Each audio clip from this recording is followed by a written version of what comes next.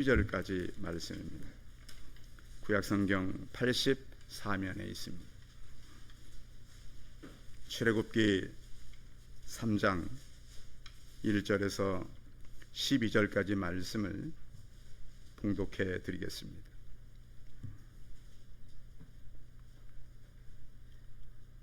모세가 그의 장인 미디안 제사장 이드로의 양떼를 치더니 그 떼를 광야 서쪽으로 인도하여 하나님의 산 호렙에 이르매 여호와의 사자가 떨기나무 가운데로부터 나오는 불꽃 안에서 그에게 나타나시니라. 그가 보니 떨기나무에 불이 붙었으나 그 떨기나무가 사라지지 아니하는지라. 이에 모세가 이르되 내가 돌이켜 가서 이 큰 광경을 보리라.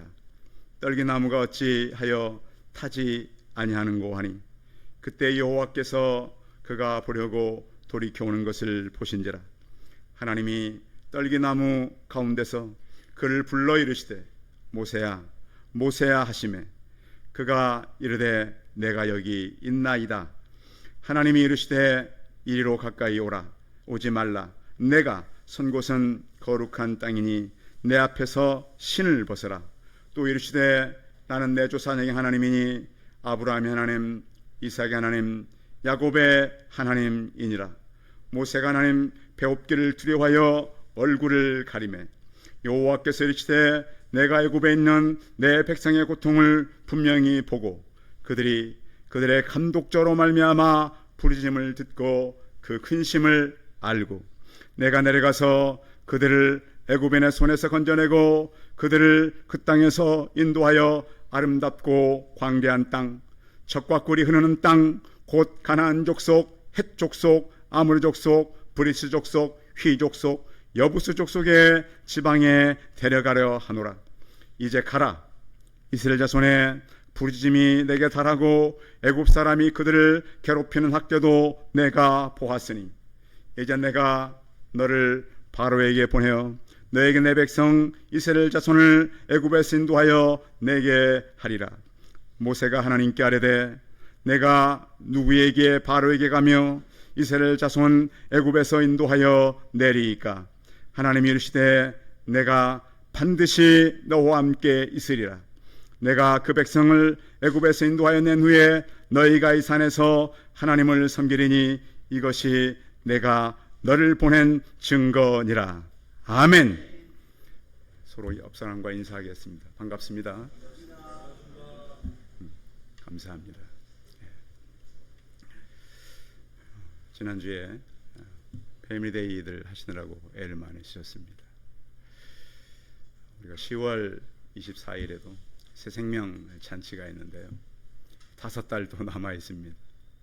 여러분 그때까지 시간들 그냥 보내지 마시고 내 주변의 영혼들을 살리려고 해야 합니다. 요즘 대한민국 교회가 좀 어떻게 많이 변해가고 있냐면 전에 이제 교회들은 예수님을 제대로 만났어요. 제대로 만났기 때문에 자기가 만난 예수를 많이 전했단 말이에요. 그런데 요즘에는 예수를 만나지 못하고 교회를 다니는 사람들이 많아요. 여러분 아십니까? 그러다 보니까 내가 전한 예수를 전할 마음이 없는 거예요. 왜? 나도 그냥 혼자 겨우 다니니까. 그래서 할 수만 있으면 우리 성도님들이 예수님을 깊이 만나서 그 예수님은 살아계시잖아요. 내 안에서 역사하시는 그 예수님과 동행하고 같이 살아가야 합니다. 같이 한번 기도하겠습니다. 전능하신 하나님, 오늘 저희가 말씀을 나누기를 원합니다. 이 시간도 몸이 불편해서 교회 오지 못한 우리 권사님들 기억하시고 오늘 저희가 예배를 드릴 때 그 말씀이 우리 마음의 심장에 새겨지게 하여 주옵소서. 말씀의 확신이 혈관을 통해 몸의 세포에 흐르게 하여 주옵소서. 힘과 용기를 더하여 주옵소서. 주 예수 그리스도의 이름으로 기도하여 싸움나이다. 아멘. 어느 청년이 이제 인터뷰를 하는 걸 제가 봤는데 현재 대한민국을 어떻게 생각하십니까? 그러니까 지금 대한민국은 디스토피아의 시대가 왔습니다. 여러분 유토피아라는 말은 많이 들어봤죠.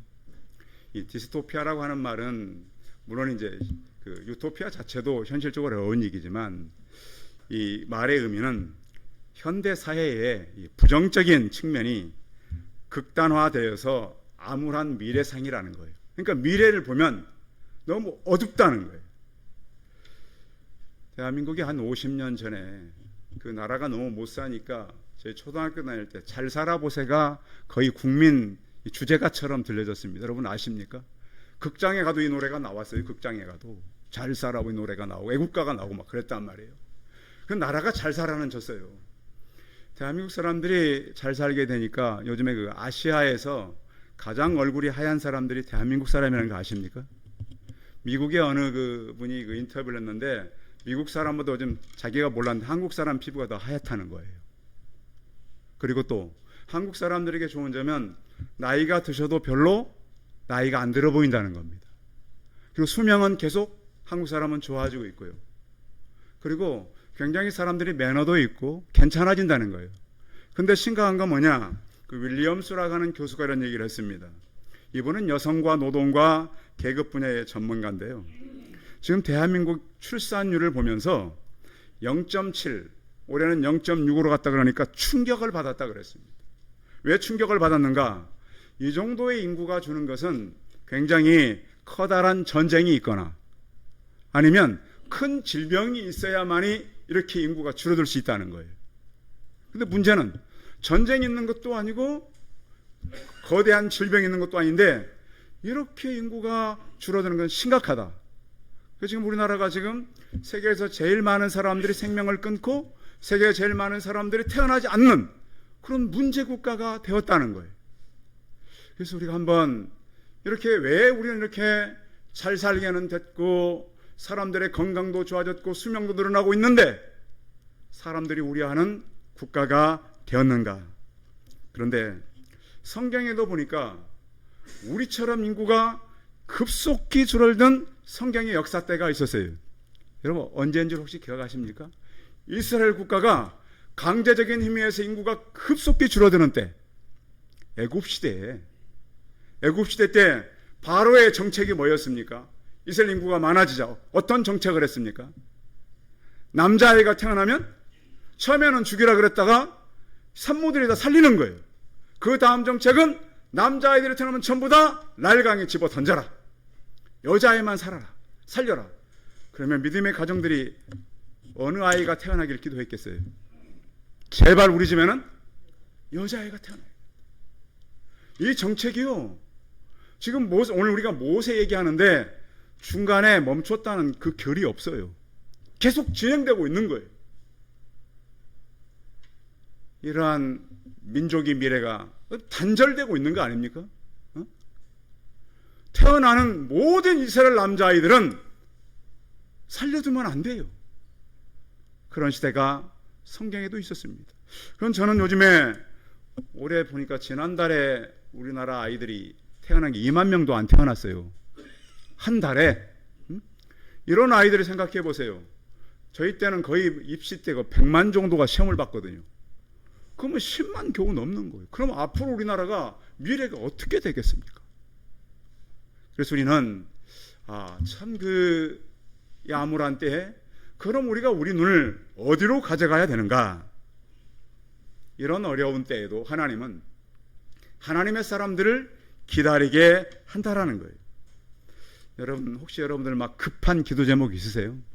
막 급한 기도 제목. 하나님 오늘 이거 응답하셔야 돼요. 오늘 안 되면 나 죽어요. 막 그런 사람들 있잖아요. 어떤 문제 붙들고 전화해가지고 목사님 이거 큰일 났어요. 내일까지 해결 안 되면 우리 죽어요. 근데 안 죽더라고요. 막 놀래가지고. 그런데 제가 그러죠. 안 죽어. 하나님은 그런데 얼마나 여유가 있는 줄 아세요? 이스라엘 백성들이 그렇게 사내 아이들은 다 강에 집어 던질 때 기도했겠습니까? 안 했겠습니까? 예? 기도 안 하면서 그냥 애들 갖다 버리고 이렇게 살았겠어요? 얼마나 이 심각한 기도를 했겠어요? 아이를 가진 엄마들이 또 아이를 키우는 이 가족들이 하나님 이 나라가 이렇게 된다는 왜 우리를 안 돌아보십니까? 그런 간절한 기도를 하고 있었단 말이에요. 그런데 하나님은 지금 수십 년이 지나가도 그냥 계시는 거예요. 자, 보세요. 우리는 급한데 우리는 성경을 통해서 하나님의 여유를 보시기 바랍니다. 그런데 하나 우리가 꼭 성경을 통해 배워야 될 점은 뭐냐면 하나님의 때가 있다는 것. 때. 우리는 우리 때 하나님 너무 힘들어요. 어려워요. 하나님 왜 이렇게 내 때는 오지 않나요? 그런데 하나님은 분명히 하나님의 때가 있다. 그래서 그럴 때 이제 우리는 어디를 살펴보면 되냐면 나를 한번 보는 거예요. 나는 누구인가? 그런데 사람들은 주로 나는 누구인가로 내가 무엇을 할 수 있는가도 많이 생각해요. 자격증도 따고 막 그러잖아요. 어학도 공부하고 미래를 위한 준비도 하고 막 요즘에 뭐 바리스타 자격증 따려고 막 다니잖아요. 그렇죠? 잘 따고 뭐 이런저런 짝땅 따기 위해서 막 다녀. 그런데 문제는 취직이 잘 안 돼. 그리고 살기도 힘들어요.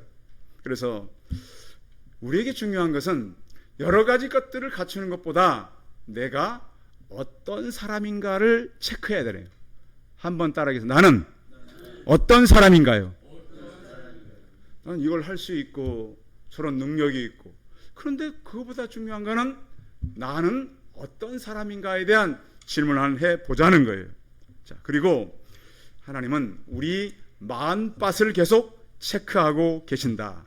그래서 하나님께서 우리를 이 땅에 보냈는데 그것은 가장 먼저 보낸 것은 광야 학교에 보냈다는 거예요. 자, 광야 학교. 이 세상은 광야 학교예요. 그런데 우리는 광야 학교에 입학을 해서 해야 되는 게 뭐냐면 우리가 잠깐 멈추는 때가 있다는 거예요. 자, 어쩔 때는 우리가 진행에 잘 때가 있는가 하면 멈추는 때가 있어요, 없어요? 있어요. 뭔가 진행되지 못하고 계속해서 단조로운 삶이 이어질 때가 있습니다. 혹시 여러분 바닷가재 아십니까? 바닷가재. 랍스타. 역시 미국 목사님 금방 영어로 랍스타. 랍스타. 그 가재는 성장을 하기 위해서 반드시 껍질을 벗겨야 돼요. 스스로. 껍질을 벗지 못하면 어떻게 될까요? 그 껍질이 자기를 죽이는 감옥이 되고 관이 되는 거예요. 갑각류는 그렇잖아요.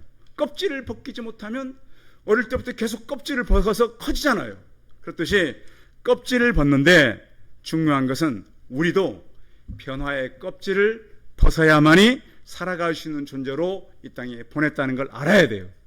그래서 우리는 다시, 여러분 어젯밤에 다 주무셨죠? 밤새고 오신 분은 안 계시죠? 우리가 잠은 무엇을 비유해요? 성경은 잠을 죽음을 비유해요. 일어나면 다시 부활되는 거잖아요.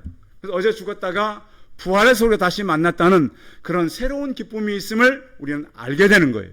그래서 우리는 늘 새롭게 우리는 우리의 어떤 껍질을 벗고 일어나야 된다.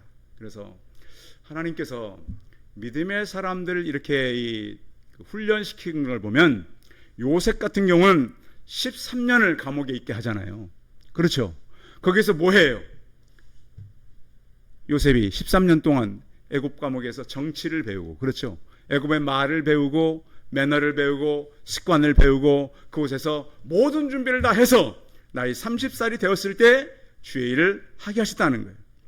자, 하나님도 모세를 애굽에서 40년 동안 왕자로서 보내게 하셨어요. 그리고 나서 이제 그 백성들을 구해야 되는데, 성도 여러분, 200만이나 되는 사람을 모세가 데리고 나와야 되잖아요. 응? 이 사람들 버스로 태우고 나온다면 몇 대 버스가 필요하겠어요? 45인승. 생각해 보셨어요? 하도 성경을 그냥 대충 읽으니까 상상해 보면서 읽으시라고요. 200만은 맞잖아요. 그렇죠? 장정이 60만이니까 여자들 애들 합쳐 200만이 넘는단 말이에요. 그럼 200만을 애굽에서 가나안으로 옮기려면 요즘 같으면 애들이 걸어가요? 거리가 상당히 있어요. 그럼 뭘로 태워야 돼?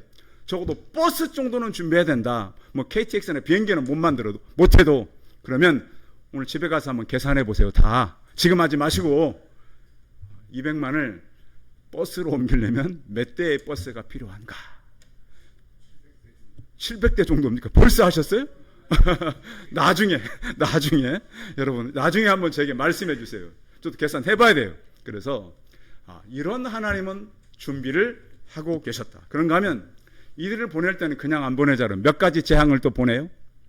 10가지 재앙을 보내서 완전히 이 사람들이 간다 그럴 때 다 주잖아요. 필요한 것 다 주잖아요. 금부치 은부치 다 줘서 보내잖아요.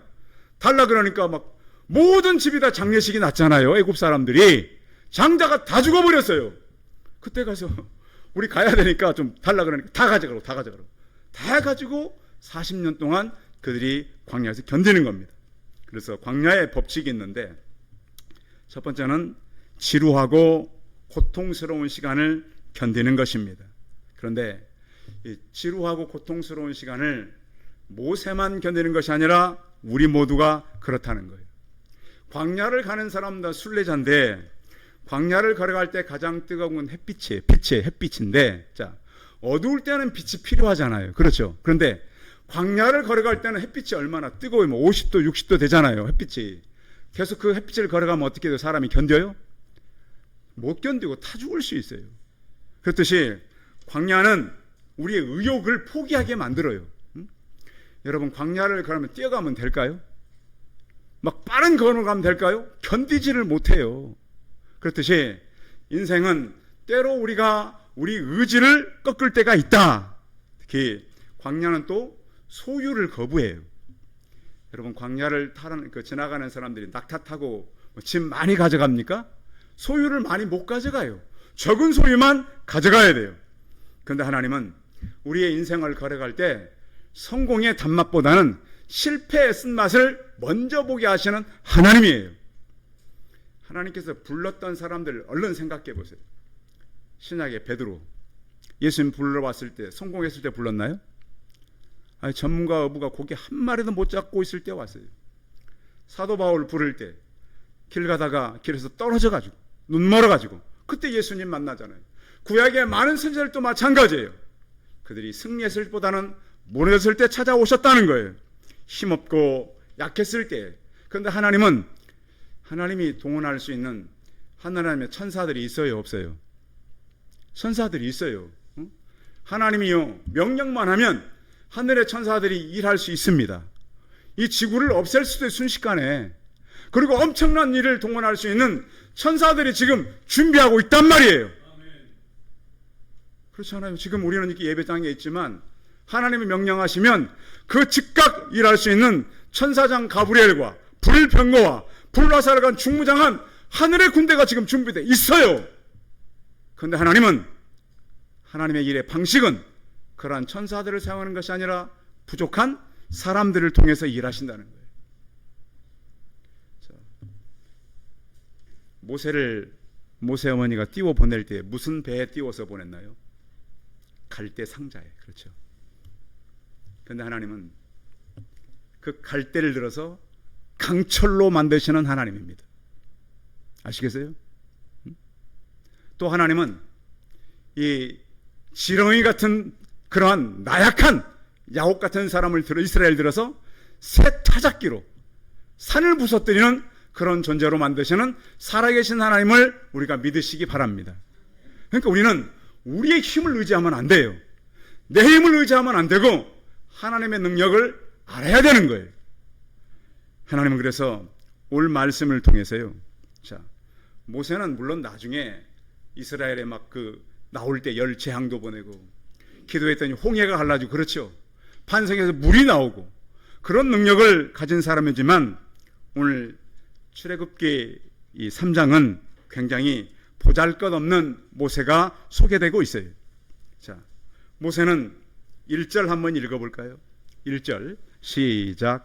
모세가 그의 장인 미디안 제사장 이드로의 양떼를 치더니 그 떼를 광야 서쪽으로 인도하여 여호와의 산 호렙에 이르매. 그 양이 누구의 양이라고 성경에 되어 있어요? 예. 자, 모세가 지금 나이가 80살입니다. 자, 80살인데 누구의 양을 치고 있어요? 장인의 양을 치고 있어요. 생각해 보세요. 그러면 우리가 말을 안 해도 모세가 자, 넌 이 나이 되도록 그것도 장인의 성도 여러분 어떻습니까? 이게 또 그 장인의 양이라고 하는 또 느낌이 다른 거잖아요. 우리 남자들 솔직한 얘기로. 예? 그렇잖아요. 물론 차이가 남녀 다를 수 있지만 이게 좀 그렇단 말이에요. 그 나이 되도록 모세는 장인의 양을 치고 있었어요. 자, 만약에 모세가 이제 그 나이가 됐으니까 갑자기 국가의 일을 시키려고, 요즘 같으면 고급 공문이 되려면 청문회 하는 거 여러분 보셨죠? 대통령이 국가에 이제 그 요직에 앉히려면 국회에 청문회 하잖아요. 자, 모세를 청문회장에 앉히면 모세가 자격이 될까요? 모세 어떤 사람입니까? 살인자잖아요. 증인 있어요, 없어요? 본 사람 있어요. 자, 우리나라에 만약 그 모세 청문회장에 제가 한다면 모세 등용될까요, 안 될까요? 이 자격이 안 돼. 바로 그 자리에서 어디 가야 돼요? 수갑 차고 감옥 가야 될 사람이 지금 모세예요. 그리고 야반 도주한 사람 아닙니까? 그런데 하나님은 이 모세를 찾아왔다는 거예요. 성도 여러분, 자, 오늘 성경을 다시 볼까요? 2절 읽어봐요. 2절 시작. 여호와의 사자가 떨기나무 가운데로부터 나오는 불꽃 안에서 그에게 나타나시니라. 그가 보니 떨기나무에서 불이 붙었으나 그 떨기나무가 사라지지 아니하는지라. 그래서 하나님은 지금까지 아마 이 떨기나무는 계속 그 산에 있었을 거예요. 근데 모세가 기거했던 산이 바로 호렙산이에요. 호렙산. 호렙산은 버려진 땅, 황무지예요. 그 황무지 땅을 장인들의 양을 끌고 계속 다니는 거예요. 몇 년 동안? 근 40년 동안 다니는 거죠, 지금. 늘 삶이 단조로운 거예요. 그런데 하나님은 그 단조로운 삶 가운데 어느 날 떨기나무가 불이 있는데 탔다는 거예요, 안 탔다는 거예요? 안 탔다는 거예요. 여러분 봐요. 나무에 불이 붙으면 나무가 타야 돼요, 안 타야 돼요? 상식적으로 타야 되는데 오늘 성경에 보니까 타요, 안 타요? 안 타요. 자, 우리가 과학적으로 보면 나무에 불이 있으면 나무가 타야 되잖아요. 근데 타요, 안 타요? 안 타요. 그래서 성경은 과학이 아니라 초과학이에요. 우리가 다 이해할 수 없어요. 자꾸 성경을 과학으로 보면 안 돼요. 그렇듯이 모세는 지금까지 보지 못한 새로운 광경을 보게 되었다. 그래서 여러분, 성도 여러분, 우리가 살아가면서요, 지금까지 보지 못한 하나님이 역사하시는 새로운 광경들을 경험하시기 바랍니다. 일이 이렇게 안 되는 일이 왜 이렇게 될까? 그런 일이 생긴단 말이죠. 눈을 열어서 보시기 바랍니다. 왜요? 하나님께서 우리를 찾아오시기 때문에 그런 거예요. 그런데 하나님은 이런 광경을 보게 하시고 이렇게 말씀하잖아요. 보러 갔어요. 보러 온 모세를 보면서 5절 읽어봅니다. 5절 시작. 하나님이 이르시되 이리로 가까이 오지 말라. 내가 선 곳은 거룩한 땅이니 내 발에서 신을 벗어라. 가까이 오지 말고 내 발에서 뭘 벗으라고요? 신을 벗어라. 하나님은 왜 다른 것도 아니고 신을 벗겼을까요? 하나님은요, 이미 이스라엘과 애굽은 강한 나라요, 이스라엘은 이제 종살이하는 나라가 됐어요. 여러분, 요즘에 기울어진 운동장이라는 얘기 들어보셨습니까? 축구 골대를 놓고 축구를 하는데 운동장이 기울어졌어요, 이렇게. 자, 그러면 어느 쪽이 유리할까요? 축구하는데 이쪽입니까, 이쪽입니까? 이쪽이 높은 쪽이죠. 아니, 높은 쪽에 있는 사람들은 그냥 차면 내려가잖아, 그렇죠? 밑에 있는 사람은 아무리 공을 가지고 올라가도 이 사람들이 조금만 해버리면 이건 게임이 되지 않는다는 거예요. 우리가 볼 때는 이런 상황이 있어요. 요즘 그러잖아요. 이렇게 막 운동하는 사람들이, 우리는 이미 이 단체와 기울어진 운동장이다. 지금 이스라엘과 애굽은 도저히 같이 어떻게 해볼 수 없는 나라예요. 이미 기울어진 운동장이에요. 그럴 때 하나님은 찾아오셔서 내 발에서 신을 벗어라. 그런데 하나님은 왜 신을 벗으라고 했는가? 그 곳은 바로 거룩한 곳이다. 하나님을 만나는 곳. 여러분이 하루 동안 제일 많이 서 계신 곳이 어디입니까, 여러분? 네.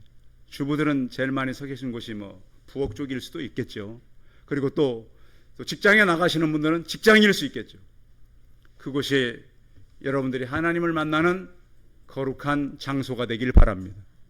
마치 모세가 그의 장인 이드로의 양을 치다가 하나님을 만나는 것처럼 내가 무엇을 하든지 그 장소가 거룩한 땅이 되길 바랍니다.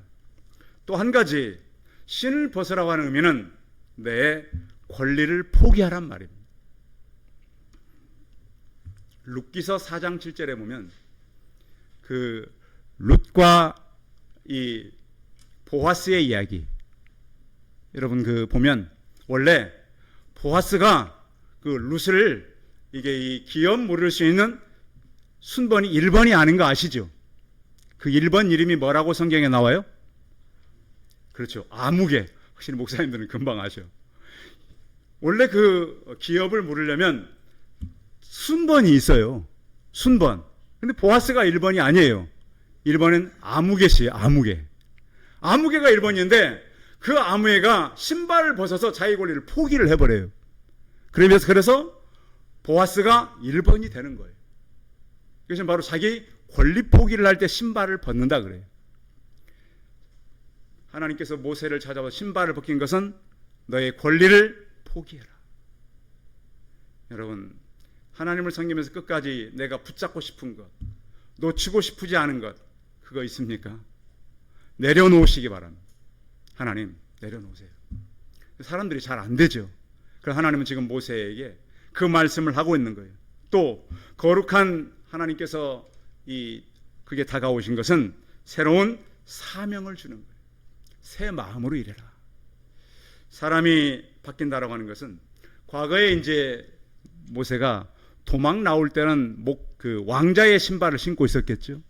지금은 목동의 신발을 신고 있잖아요. 그 신발을 벗으라고 하는 것은 내 마음을 바꾸어라.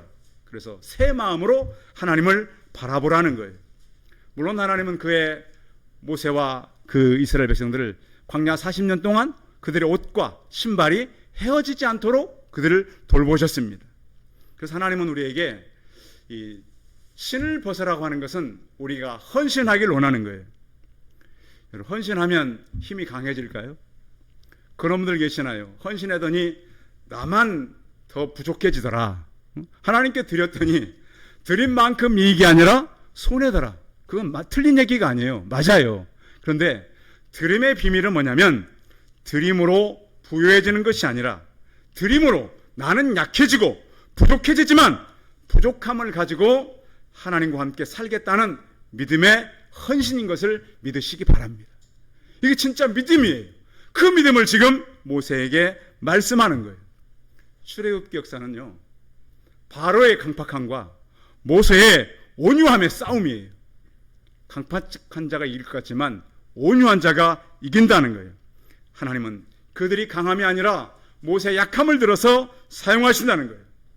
그래서 혹시 오늘 예배 올 때 낙심한 분들 계세요? 나는 참 낙심해.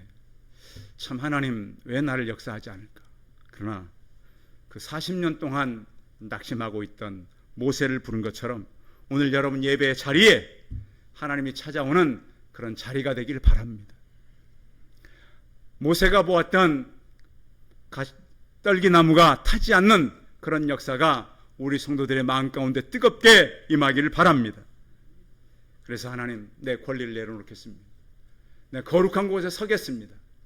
하나님, 내 마음이 온전히 하나님을 향하겠습니다. 하나님이 이렇게 모세를 부른 것은 그 백성들의 기도를 내가 보았다. 그 기도를 내가 들었다. 내가 이제 가서 그들을 위해 일하겠다. 그러면서 오늘 12절 같이 읽어보겠습니다. 12절 시작. 하나님이 이르시되 내가 반드시 너와 함께 있으리라. 내가 그 백성을 애굽에서 인도하여 낸 후에 너희가 이 산에서 하나님을 섬기리니 이것이 내가 너희를 보낸 증거니라. 실제로요, 이스라엘 백성들을 데리고 와서 호렙산 앞에 섭니다. 그 모세의 감동을 모세만 느끼는 것이 아니라 우리 성도들도 느끼시길 바랍니다. 하나님이 함께 하시면 지금 나의 인격, 내가 가지고 있는 실력, 내가 가지고 있는 무엇보다 더 중요한 것은 나보다는 나를 보낸 자가 중요한 거 아니겠습니까? 그렇잖아요. 하나님께서 지금 도저히 자격이 안 되는 80살이나 된 모세를 지금 택해서 보내시듯이 나를 택해서 이 땅을 보내셨다는 거예요. 왕성했던 젊은 때가 아니라 초로의 모세를 보내서 하나님의 심부름꾼으로 사용한다는 겁니다. 모세는 40살이 되었을 때는 내가 할 수 있다는 거였습니다. 내가 이 백성을 살리겠다. 그러나 그것은 큰 과오를 만들었고요. 아마 모세가 그럴 수도 있어요. 내가 그때 정신 차리고 사람 하나 안 죽였어도 이런 신세는 되지 않았을 텐데, 나이 80이 돼서는 하나님, 나는 할 수 없습니다. 그러나 그 후에 40년은 하나님이 사용하는 인생으로 살아가게 됩니다. 성도 여러분, 하나님께서 모세를 불렀듯이 우리 각 사람을 부르셨습니다. 마음의 신을 벗고 여러분 마음 가운데 하나님이 찾아오시는 시간이 되어서 나를 이끄시고 이 광야 같은 세상을 기울어진 운동장 같지만 하나님은 결국 우리를 통해서 약한 자를 들어서 강하게 사용하시는 하나님과 함께 세상을 이기는 믿음의 용사들이 다 되시기 바랍니다. 기도하겠습니다. 살아계신 하나님, 내가 선 곳은 거룩한 땅이라고 말씀하셨습니다. 하나님, 우리는 어디에 서 있습니까? 아무리 기울어졌어도 그곳 하나님이 찾아오면 그곳은 하나님이 일하는 장소가 되고 능력의 장소가 되고 새로운 역사가 시작되는 곳이 됩니다. 전능하신 하나님, 참으로 시대는 암울합니다. 하나님, 오직하면 젊은 아이들이 디스토피아라고 이 시대를 보겠습니까? 그러나 주님, 하나님은 새로운 세계, 하나님의 세계를 만들기 위해서 그 소망 없는 그 인구가 줄어들고 사람들의 미래가 어두운 그때에 모세를 부르셨습니다. 하나님, 우리 각 성도를 불렀사오니 우리가 하나님의 성령으로 충만해져서 주의 일을 잘 감당하는 믿음의 사람들이 되고 내가 선 곳이 하나님의 부르신 곳인 것을 깨닫고 주의 말씀 따라 이 땅을 바꾸어가는 하나님의 도구들로 살게 하여 주옵소서. 주 예수 그리스도의 이름으로 기도하여 싸움나이다. 아멘. 광고 말씀 드리겠습니다. 6월에는 특별한 행사는 없지만 우리가 10월 마지막 주 새생명잔치를 위해서 많이 준비해 가시기 바라고요. 또 패밀리데이를 위해서 수고하신 성도님들 감사합니다. 그리고 이번 주 토요일이죠. 제가 지난주에 이번 주라 그랬는데 이번 주입니다. 오늘 이번 주 토요일에 김병식 집사님 그 둘째 아들 김노구 군이 결혼하게 됩니다. 장소는 그 문정 루이비스 컨벤션이라 그래서 여기서 좀 더 가면은 이제 저쪽 그 장지역 쪽으로 가다 보면 그 중간쯤에 있잖아요. 그게 그래서 그 문정역에 내리시면 10분마다 그 예식장 가는 셔틀버스가 있다 그러니까 전철로 오셔도 되겠고 버스로 오셔서 이용해도 되겠습니다. 많은 성도들 모셔서 축하해 주시면 감사하겠습니다. 그리고 주변 전도를 위해서 기도해 주시고요. 구원에 수가 더하도록 많이 기도해 주시면 감사하겠습니다. 그리고 권사님들이 이렇게 많이 못 오셨는데 그 몸도 안 좋고 또 병원에 입원하시기도 하고 그러셨습니다. 그래서 여러분들이 회복을 위해 기도해 주시고 또 권사님들이 힘 얻을 수 있도록 또 몸이 약한 분을 위해서 많이 기도해 주시고요. 자, 우리 찬송 546장 하신 후에 우리 나동공 목사님 축도함으로 오늘 예배를 마치겠습니다. 546장입니다.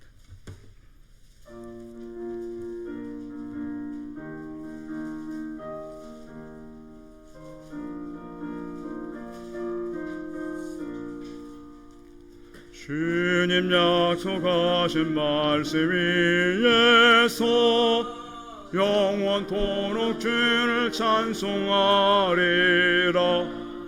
소리 높여 주께 영광 돌리며 약속 믿고 굳게 서리라. 굳게 서리 영원하신 말씀 위에 굳게 서리 굳게 서리 그 말씀 위에 굳게 서리라. 주님 약속하신 말씀 위에서 세상 염려 냉해 엄습할 때에 용감하게 힘써 싸워 이기며 약속 믿고 굳게 서리라. 굳게 서리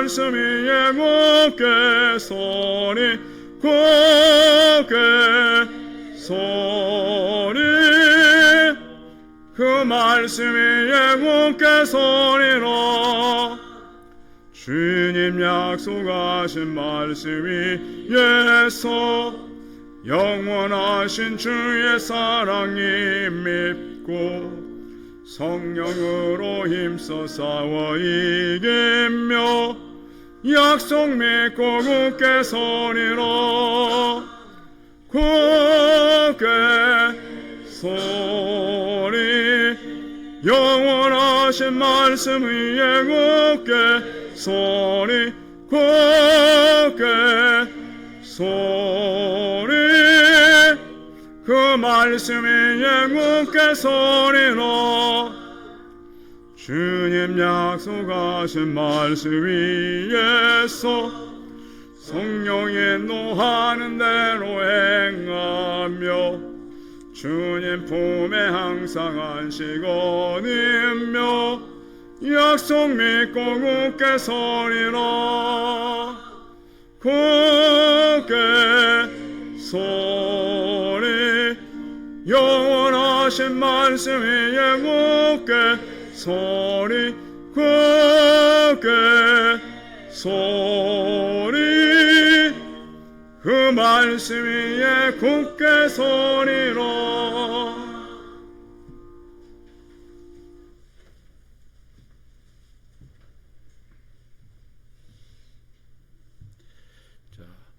거룩한 땅에 임하기를 원하고 기도합니다. 축도하겠습니다. 지금은 우리 구주 예수 그리스도의 은혜와 하나님의 높고 깊고 넓으신 사랑과 보혜사 성령 교통하심이 여러분의 가정에, 직장에, 학교에, 송파 세순교회에, 세계의 크리스찬 지도자의 머리 위에, 대한민국의 대통령의 머리 위에 있을지어다. 아멘.